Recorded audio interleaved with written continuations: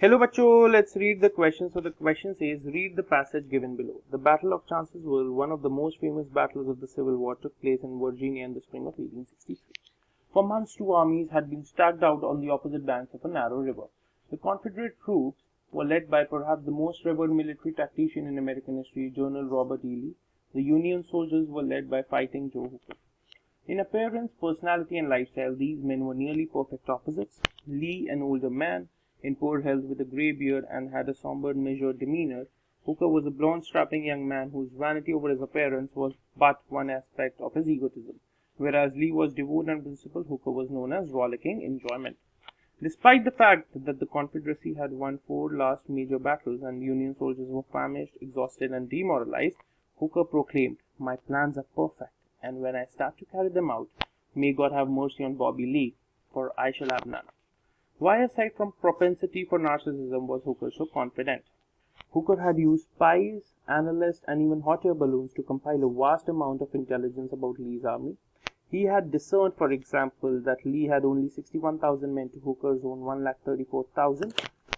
Buoyed by his superior numbers, Hooker covertly moved 70,000 of his men 15 miles up and across the river, and then ordered them to sneak back down to position themselves behind Lee's army. In effect, Hooker had cut off the Confederate soldiers in front and behind. They were trapped. Satisfied with his advantage, Hooker became convinced that Lee's only option was to retreat Richmond, thus assuring a Union victory.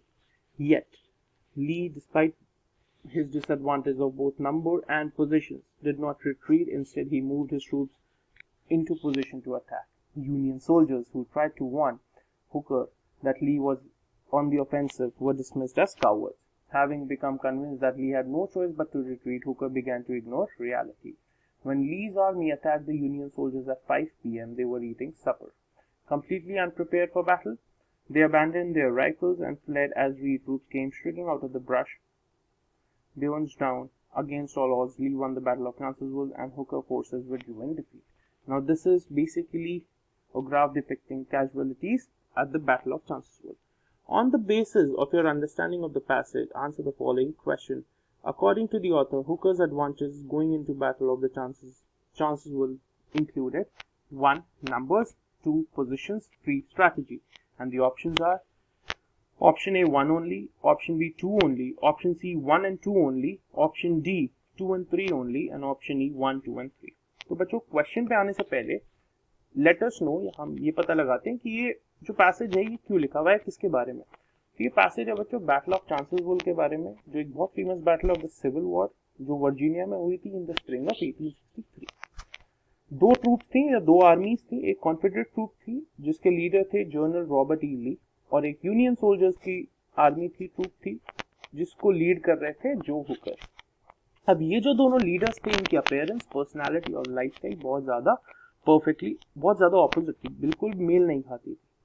Hooker जो थे वो बहुत over confident थे, और इस passage में यही बताया है कि हुकर के पास आर्मी ज्यादा होते हुए, पोजीशन ज्यादा होते हुए कैसे हारे वो अपने ओवर कॉन्फिडेंस की वजह से, और ली ने अपने प्रिंसिपल्स को अपने साथ रख के कैसे उन्हें हराया.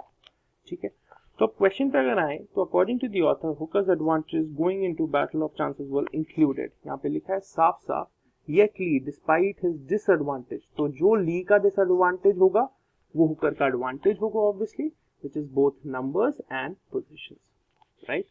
So number and position, so 1 and 2.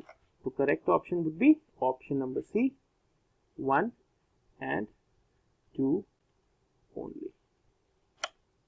The correct option is option number C, 1 and 2 only. I hope you understood it well. Best of luck.